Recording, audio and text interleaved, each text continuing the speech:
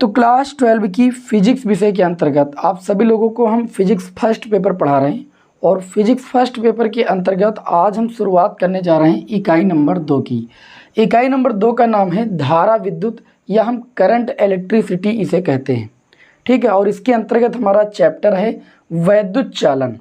तो वैद्युत चालन चैप्टर की हम स्टार्टिंग करने आज जा रहे हैं और इसमें सबसे पहले हम क्या पढ़ेंगे, वैद्युत धारा के बारे में। तो आप सभी लोग हेडिंग लगा सकते हो वैद्युत धारा।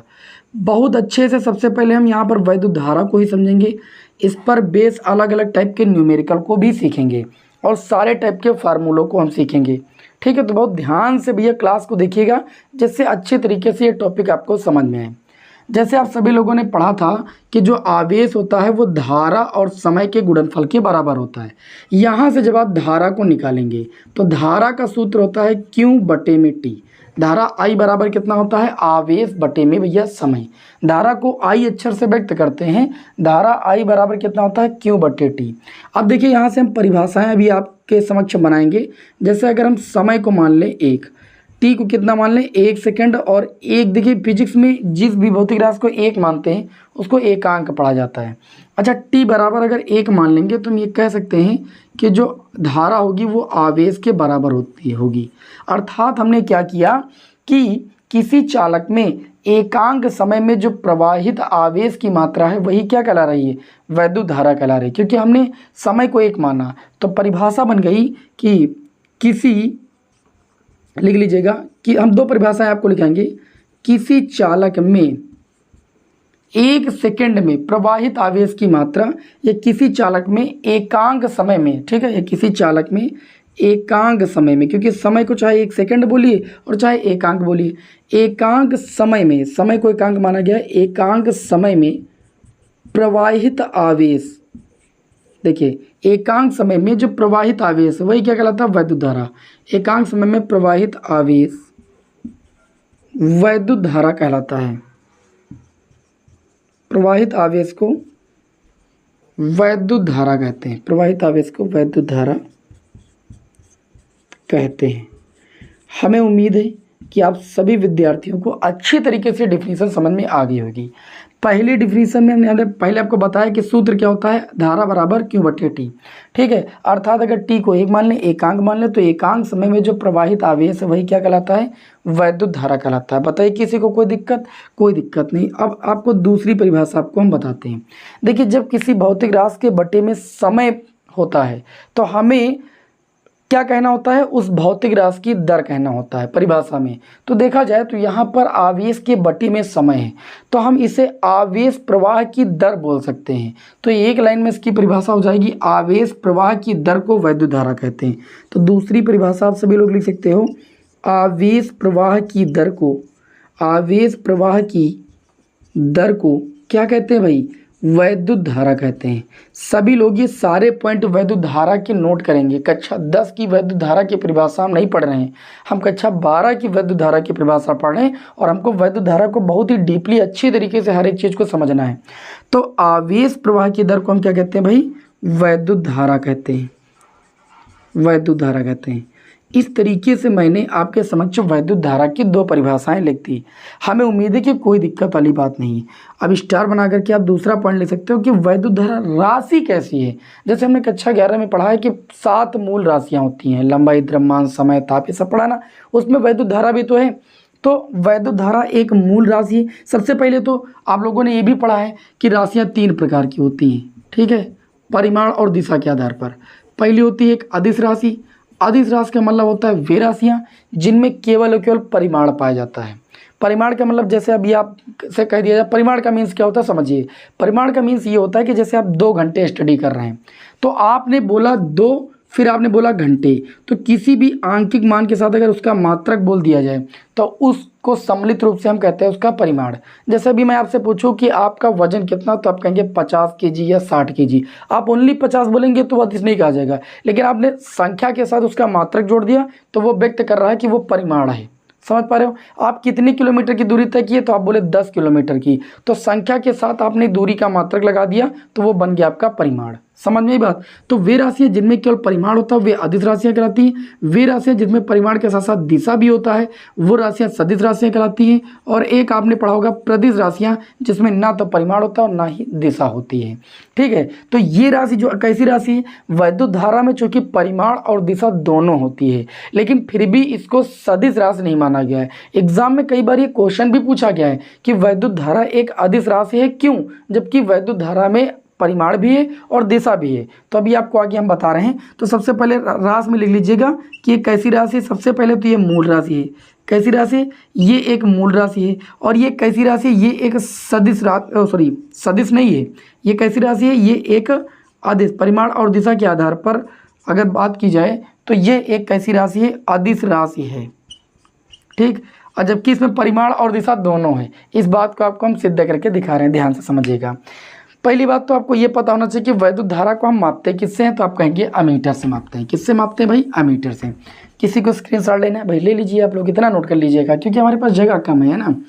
तो अब बात आती है कि वैद्युत धारा एक अदिश राशि है क्यों, क्योंकि वैद्युत धारा में परिमाण भी और दिशा भी, फिर भी एक अदिश राशि है। तो यहाँ पर वैद्युत धारा ठीक अदिश है क्यों, ये हमारा प्रश्न है कि वैद्युत धारा अदिश राशि है क्यों। अगर हम बात करें, देखिए जैसे मान लीजिए एक धारावाही चालक तार में 3 एम्पियर की धारा प्रवाहित हो रही है और दूसरे धारावाही चालक तार में 4 एम्पियर की वैद्युत धारा प्रवाहित हो रही है और इनके बीच का एंगल कितना है, 90 डिग्री। तो अगर इस जगह पर हम लगा दें एक अमीटर जिससे वैद्युत धारा को मापा जाता है, अमीटर बताता है वैद्युत धारा के परिमाण को। इधर से 3 एम्पियर की है, इधर से 4 एम्पियर की है, तो यहाँ पर जो धारा का परिमाण होगा वो आपका 4 3 कितना हो जाएगा, 7 एम्पियर हो जाएगा। तो ये तो अमीटर बता रहा है। अब मेरी बात को ध्यान समझिएगा, मैंने क्या किया, वैद्युत धारा एक अदिश राशि है क्योंकि यह सदिश राशि के नियमों का पालन नहीं करती। कारण इसका, सदिश राशि के कुछ नियम होते हैं। कक्षा 11 में हमने सदिश राशियों के गुणधर्म पढ़े थे, जैसे त्रिभुजों के योग का नियम पढ़ा, समांतर चतुर्भुज का नियम पढ़ा, तो उसका भी पालन होना चाहिए। अगर उसमें परिमाण और दिशा है तो परिमाण और दिशा के साथ साथ वो सदिश राशि के नियमों का पालन भी करना चाहिए। जैसे मैंने अमीटर से मापा तो 7 एम्पियर आई, लेकिन अगर अभी सदिश राशि के नियम से परिणामी इसका निकालते, आर बराबर हमने समांतर चतुर्भुज के नियम में पढ़ा था a² + b² + 2ab cos theta, पढ़ा था कि नहीं पढ़ा था, जहाँ a और b, चलिए वैल्यू रखते हैं तो परिणामी आ जाएगा। अभी देखना कितना, a की वैल्यू 3 एम्पियर, b की वैल्यू 4 एम्पियर और 2ab, a और b के बीच का एंगल हमने कितना लिया भैया, 90 डिग्री लिया। अब इसे जब आप सॉल्व करेंगे तो ये आपका 3 का स्क्वायर 9 हो जाएगा, 4 का स्क्वायर 16 हो जाएगा और cos 90 की वैल्यू 0 होती है तो ये पूरी वैल्यू 0 हो जाएगी। और 16 9 कितना हो जाएगा, √25, √25 का मान कितना हो जाएगा, 5 एम्पियर। तो मैंने इन दोनों धाराओं का परिणामी निकाला सदिश राशि के नियमों से तो 5 एम्पियर आया, और जबकि ऐसे अमीटर से अगर मापते तो 7 एम्पियर आता। तो आप यहाँ पर ये देख पा रहे हो कि जो वैद्युत धारा है इसमें परिमाण और दिशा तो दोनों है, लेकिन ये सदिश राशि के नियम का पालन नहीं कर रही है। अगर ये सदिश राशि के नियम का पालन कर रही होती तो जैसे 7 एम्पियर यहाँ आ रही थी तो यहाँ भी 7 आना चाहिए था। तब हम ये कहते हैं कि वैद्युत धारा जो है वो सदिश राशि के नियम का पालन करती है, तब ये अदिश ना होकर के क्या मानी जाती, सदिश मानी जाती। लेकिन ये सदिश राशि के नियमों का पालन देख रहे हो यहाँ पर नहीं कर रही है, इस वजह से कैसी राशि है, अदिश राशि है। तो आपको एक लाइन में उत्तर लिखना है कि वैद्युत धारा में परिमाण और दिशा दोनों होते हैं, जबकि यह सदिश राशि के नियमों का पालन नहीं करती है। इसी वजह से वैद्युत धारा को भौतिक विज्ञान में अदिश राशि माना गया है। एग्जाम में कई बार ये क्वेश्चन आ चुका है। चलिए, हमें उम्मीद है कि आपको ये बात समझ में आ गई होगी। आगे आप अगली हेडिंग डाल लीजिएगा, वैद्युत धारा की दिशा। वैद्युत धारा की दिशा, वैद्युत धारा की दिशा। किसी चालक में जो वैद्युत धारा बहती है वो मुक्त इलेक्ट्रॉनों के कारण ही बहती है। तो जैसे ये आपका धारावाही चालक तार है, ठीक है, तो जैसे ये मान लीजिए इलेक्ट्रॉन के चलने की दिशा है, तो इलेक्ट्रॉन के चलने की विपरीत दिशा में वैद्युत धारा की दिशा होती है। या मान लीजिए यहाँ पर धनावेश है, धनावेश की दिशा में और इलेक्ट्रॉनों के चलने की विपरीत दिशा में धारा की दिशा को माना गया है। तो यहाँ पर एक लाइन में ले सकते हो, इलेक्ट्रॉनों के चलने की विपरीत दिशा में, इलेक्ट्रॉनों के चलने की, लिख लीजिएगा नोट्स बना करके, दिशा डाल लीजिएगा, फिगर बना सकते हो, पॉइंट से लिख सकते हो। इलेक्ट्रॉनों के चलने की विपरीत दिशा किसकी दिशा होती है, वैद्युत धारा की दिशा। यह आप कह सकते हो धन आवेश चलने की दिशा में, अर्थात धन आवेश जिस डायरेक्शन में चल रहा है उस चलने की दिशा में वैद्युत धारा की दिशा होती है। चाहे धन आवेश के चलने की दिशा में वैद्युत धारा को मानिए या इलेक्ट्रॉन जिस दिशा में चल रहे हैं उसके विपरीत मानिए, ठीक है, ये होती है वैद्युत धारा की दिशा। चलिए भाई, अब हम बात कर लेते हैं वैद्युत धारा के मात्रक की। इसको आप सभी लोग नोट कर लिए होंगे, आपको अच्छे से समझ में भी आ गया होगा। अब आप अगली रीडिंग डालेंगे वैद्युत धारा के मात्रक, ठीक है। हमने कहा ना कि आज हम वैद्युत धारा को बहुत ही डीपली पढ़ेंगे, तो अगली रीडिंग आपको डालना है वैद्युत धारा के मात्रक। मात्रक हमेशा हम सूत्र से ही निकालते हैं, धारा बराबर होता है Q/T, अभी मैंने बताया, ठीक। तो मात्रक जब निकालेंगे तो पहला मात्रक इसका क्या आ जाएगा, देखिए आवेश का मात्रक होता है कूलाम होता है, और समय का मात्रक क्या होता है, सेकंड। तो एक मात्रक हो गया इसका कूलाम प्रति सेकंड। दूसरा मात्रक एम्पियर, जो कि एम्पियर वैज्ञानिक के नाम पर दिया गया उनके सम्मान में। तो धारा का एक मात्रक कूलाम प्रति सेकंड और दूसरा मात्रक क्या होता है भैया, एम्पियर। अगर हम विमा की बात करें तो आप लोगों को बताया गया कि धारा की विमा को किससे लिखते हैं, ए से। तो धारा की विमा कितनी हो जाएगी, ए। बताइए कोई दिक्कत। अब देखिए, अब यहाँ पर अगली रीडिंग आपको लगा लेना है 1 एम्पियर की परिभाषा। हालांकि आगे आप दो समांतर धारावाही चलक तारों के कारण 1 एम्पियर की परिभाषा वहाँ पर सूत्र से निकालोगे, लेकिन यहाँ पर समझिए 1 एम्पियर की परिभाषा से क्या तात्पर्य है, ठीक है। 1 एम्पियर की परिभाषा, चलिए आप सभी लोगों को हम 1 एम्पियर की परिभाषा एकदम आसान शब्दों में बताते हैं। जैसे आप सभी लोगों ने पढ़ा कि धारा I बराबर कितना होता है, Q/T होता है, ठीक है। तो यहाँ पर ध्यान दीजिएगा, समय को हम मान लें 1 सेकंड, T बराबर कितना मान लें, 1 सेकंड, और कहा गया कि धारा का मान कितना हो, 1 एम्पियर हो। अच्छा एक चीज़ बताओ, अगर समय को हमने 1 सेकंड इस सूत्र में रख दिया और धारा का मान 1 एम्पियर रख दिया, तो आवेश Q बराबर कितना आएगा, 1 ही तो आएगा। अच्छा Q बराबर कितना होता है, तो आप कहेंगे Ne होता है, जहाँ E क्या, N क्या होता है, नंबर ऑफ इलेक्ट्रॉन, E क्या होता है, 1 इलेक्ट्रॉन पर आवेश, बराबर कितना हो जाएगा, 1। इसे सॉल्व करेंगे हम, तो यहाँ से जब नंबर ऑफ इलेक्ट्रॉन यानी n का वैल्यू निकालेंगे तो 1 कितना हो जाएगा, ई गुणे में है, 1 के बटे में चला गया भाई। ई होता है 1 इलेक्ट्रॉन पर आवेश, 1 इलेक्ट्रॉन पर आवेश की वैल्यू होती है 1.6 गुणे 10⁻⁻19 कूलम, ठीक। अब इसको आगे सॉल्व करेंगे भैया, ये पॉइंट हटाएंगे, 0 बढ़ा लेंगे, 2 पंची 10, 2 अठी 16, ये हो गया 5/8 गुणे 10⁻⁻19 को ऊपर लेकर चले गए, +19 हो गया। अच्छा इसको भाग करेंगे तो पॉइंट लगा लेंगे, 50 हो जाएगा, 8 छंग 48, 2 बचा 8 दूनी 16, 4 बचा, पॉइंट लगा 8 45, और गुणे में 10 की घात कितना हो जाएगा, 19।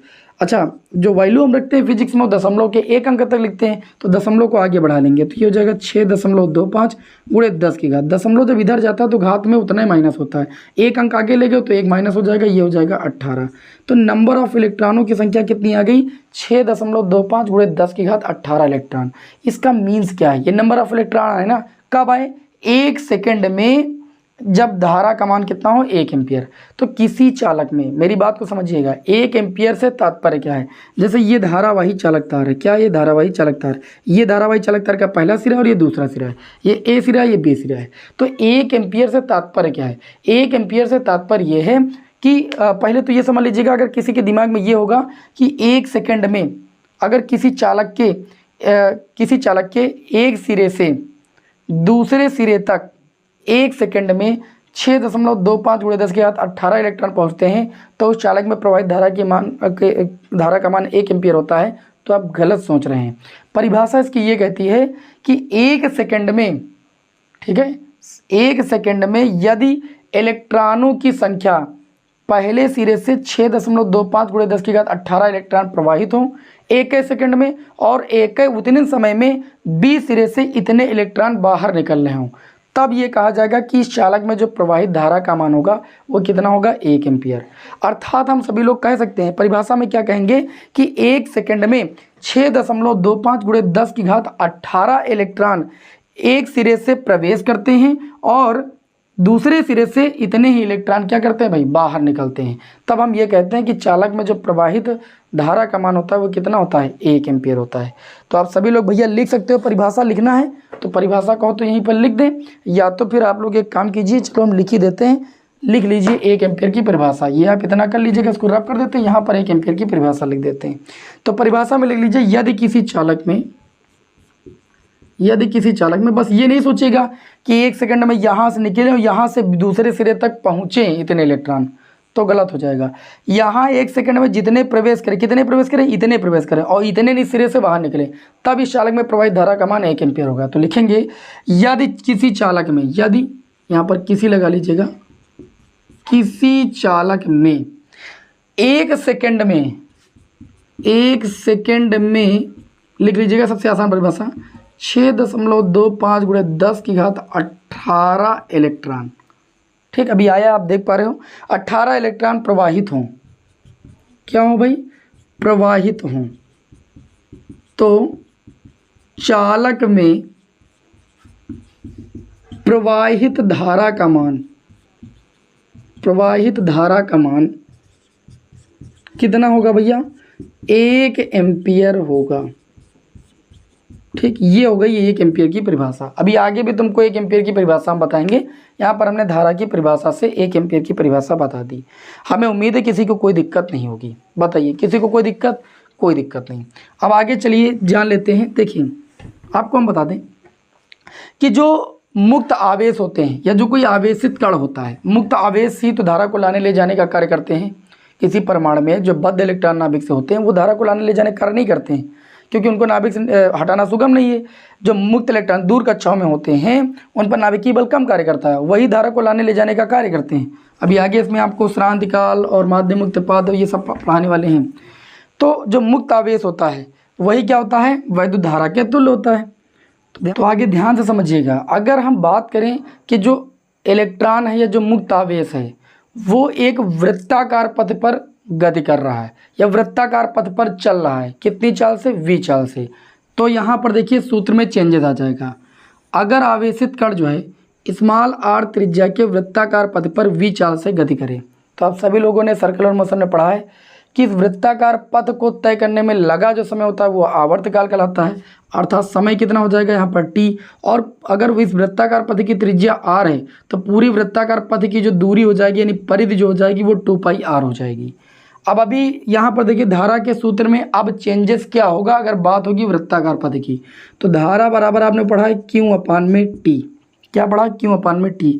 T होता है समय, और आप लोगों ने ये भी पढ़ा है कि चाल बराबर होता है दूरी बटे समय। कितना होता है? दूरी बटे समय। पढ़ा है कि नहीं पढ़ा है? तो अगर हम समय को निकालेंगे और समय आपका T हो जाए कैपिटल, तो ये कितना हो जाएगा? दूरी बटे में चाल। कितना हो जाएगा? दूरी बटे में चाल।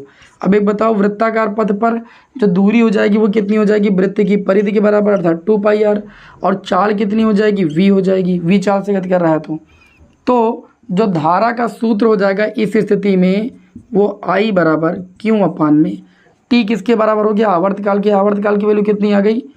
2πr में कितना भाई? v ऊपर चला जाएगा तो I बराबर हो जाएगा QV/2πr। इस पर भी आपके एग्जाम में न्यूमेरिकल पूछा जाता है, इसीलिए मैंने इस सूत्र को अभी बताया, और इस पर एक न्यूमेरिकल भी आपके समक्ष हम तुरंत लेने जा रहे हैं जिससे आपके दिमाग में डाउट ना रहे। ठीक, तो इस सूत्र को याद रखिएगा। और चलिए इस पर हम एक न्यूमेरिकल सॉल्व कर लेते हैं भाई। तो न्यूमेरिकल आपकी स्क्रीन पर भैया आ रहा है, बहुत ध्यान से समझिएगा। न्यूमेरिकल में कहा जा रहा है, बोर्ड एग्जाम 2019 में पूछा भी गया है, कहा जा रहा है कि एक हाइड्रोजन परमाणु में जो इलेक्ट्रॉन है वो नाभिक के चारों ओर 5 × 10⁻11 मीटर त्रिज्या की कक्षा में, देखिए r की वैल्यू दे दी गई, त्रिज्या की पहले बात की गई है, r की वैल्यू दी गई है 5.0 या 5 × 10⁻11 मीटर की त्रिज्या में, है ना, ये तो दिया गया।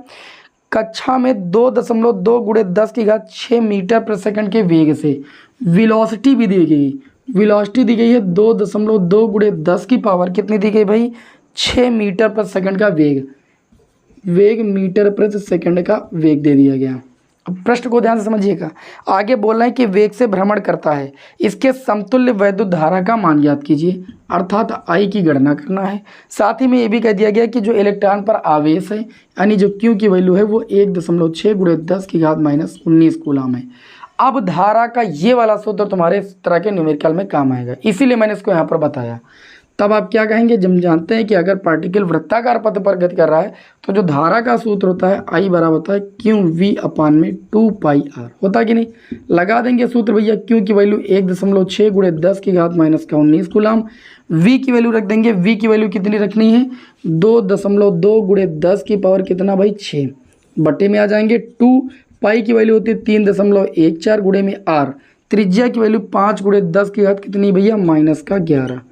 इसे आपको सॉल्व कर लेना है। आई बराबर, देखिए इस पॉइंट से इस पॉइंट और इस पॉइंट को हटाया जा सकता है क्योंकि इस पॉइंट के बाद दो संख्याएं, इस पॉइंट के बाद एक संख्या मिला के 2 संख्या हो गई।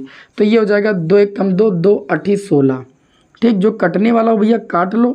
2 1 कम 2, 2 1 कम 2, 2 1 कम 2, 2 7 14, 107 दूना सॉरी 2 1 कम 2, 2 5 10, 2 7 14, 157 हो जाएगा। ऊपर आपका क्या बचा देखिए ध्यान से, ऊपर बचा संख्या में 8 और बचा 11 गुणे में 10 की पावर -19 और 6, ये हो जाएगा -13। भाई आधार समान घातें जुड़ जाएंगी। बटे में बचा 157 गुणे में भैया 5 और गुणे में 10 की घात -11। -11 को -13 से कैंसिल कर लीजिए, 10 की घात -2 आपका हो जाएगा। अब संख्याओं का भैया मल्टीप्लाई कर लीजिए। ठीक है, संख्याओं का मल्टीप्लाई कर लीजिए। आई बराबर 11 8 88 हो जाएगा और गुणे में 10 की पावर भैया -2 हो जाएगा। बटे में 7 5 35 से कुछ कटने वाला है नहीं, अगर कटने वाला हो तो काट दो। 7 5 35 और 15 5 75, 75 और 3 हासिल कितना हो जाएगा 78। ठीक, इतना बचा हुआ है।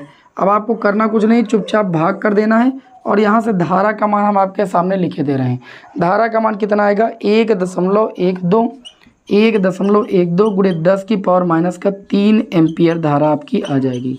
तो ये देखो इस सूत्र का यूज हुआ कि नहीं हुआ, ये चीज़ आपको यहाँ पर हम सिखाने वाले हैं। तो हमें उम्मीद है कि इस सूत्र का यूज आपको कैसे न्यूमेरिकल में करना ये समझ में आ गया होगा। अब एक टाइप का और आपके एग्जाम में न्यूमेरिकल पूछा जाता है, उसको भी चलिए करा देते हैं। इसका आप स्क्रीनशॉट ले लीजिए, इसको रब करने जा रहे हैं। अब चलिए हम यहाँ पर धारा का जो सूत्र है I बराबर Q/T, इसका कलन रूप बता देते हैं, मतलब अवकलन रूप बता देते हैं। अवकलन रूप में धारा के सूत्र पर आधारित न्यूमेरिकल आपके एग्जाम में कैसा आता है, मैं प्रश्न भी आपके समक्ष लूँगा। तो आप हेडिंग लगा सकते हो कि जो है आवेश के समीकरण से या धारा के समीकरण से। ठीक है, कलन धारा बराबर आप लोगों ने क्या पढ़ा Q/T। अब बताइए जो कलन रूप हो जाएगा, कलन रूप में क्या करना है, I बराबर ये आपका हो जाएगा d/dt इंटू में Q, अर्थात इस आवेश का t के रिस्पेक्ट में आपको अवकलन कर देना है। ठीक, अब देखिए प्रश्न कैसा पूछा जाएगा, ये कलन रूप हो जाएगा धारा का।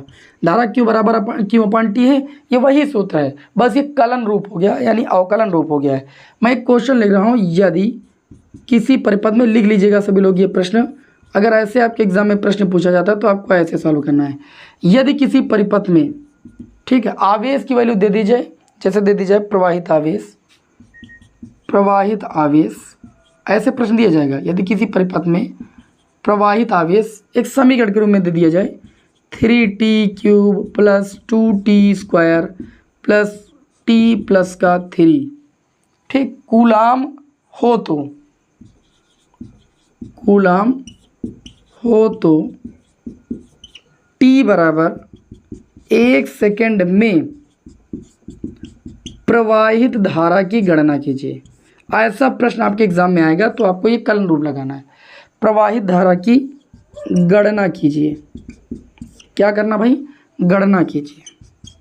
तो उस स्थिति में आपको ये वाला सूत्र लगाना है, I बराबर d/dt। d/dt का मतलब differentiation with respect to t। आवेश की वैल्यू अब जो है t के पदों में होनी चाहिए, तभी हम डिफ्रेंशिएट इसका कर पाएंगे। तो ये हो जाएगा 3t³ + 2t² + t + 3। आपको बता दें t की पावर n का जो अवकलन होता है t के रिस्पेक्ट में वो होता है nt की पावर n-1, अर्थात पावर आगे ले आते हैं, इसका सूत्र कहता है, और पावर से कम कर देते हैं। तो जब हम अवकलन करेंगे 3t³ का, तो 3 आपका अचर पद बाहर हो जाएगा, और t³ का अवकलन हम जब करेंगे तो हमने कहा पावर आगे आती है, तो पावर इसमें से आगे आ जाएगी, अर्थात ये ऐसे हो जाएगा। पहले इसको ऐसे लिख लो, 3 आगे हो गया d/dt t³, और d/dt का इससे होगा तो 2 बाहर हो जाएगा, d/dt कितना हो जाएगा t², फिर d/dt किसका हो जाएगा, t का अवकलन हो जाएगा, फिर d/dt यानी t के रिस्पेक्ट में किसका अवकलन हो जाएगा, संख्या यानी 3 का हो जाएगा। अचर पद का अवकलन और समाकलन क्या होता है भैया, शून्य होता है, ध्यान रखिएगा। अब इस वाले सूत्र का यूज होगा, I बराबर 3 हो गया, यहाँ पर t³ तो हमने कहा जो पावर होगी पावर को आगे लाना, पावर से 1 कम कर देना, तो 3 आगे आ जाएगा, और 3 से 1 को कम कर देना, स्क्वायर हो जाएगा, प्लस लगाओ, इसमें 2 आगे आएगा, 2 दूनी कितना हो जाएगा 4, यानी 2 × 2 और t की पावर 2 - 1, पावर में जितनी पावर है 1 कम कर देना है, यही अवकलन का सूत्र है। अच्छा टी की पावर यहाँ एक है, एक को आगे लाएंगे, ध्यान दीजिएगा, एक को आगे ले आए और टी की पावर एक से एक को घटा दिए। हमने कहा जो पावर इससे एक माइनस कर देना। ये अचर पद है, अचर पद का अवकलन शून्य होता है। तो आई बराबर हो जाएगा 3 त्रिका 9 टी स्क्वायर और 2 दूनी 4, टी 2 से 1 गया 1 बचा 1, टी की पावर 1 से 1 यानी 0, टी की पावर 0 किसी भी संख्या की पावर 0 का मान 1 होता है। तो प्लस कितना हो जाएगा 1। अब तुमको टी बराबर कितना रखना था, टी बराबर 1 सेकंड, यानी टी बराबर अगर 1 हो तो आपको धारा का मान निकालना था 9 गुणे टी स्क्वायर का मान 1 का स्क्वायर 4 इंटू टी का मान 1 और प्लस 1। तो आई बराबर 9 1 कम कितना हो जाएगा 9 और 4 13 1 कितना हो जाएगा 14। धारा कितनी आ जाएगी 14 एम्पियर। तो कलन रूप में धारा के सूत्र पर आधारित ऐसे भी न्यूमेरिकल आपके एग्जाम में आ जाते हैं।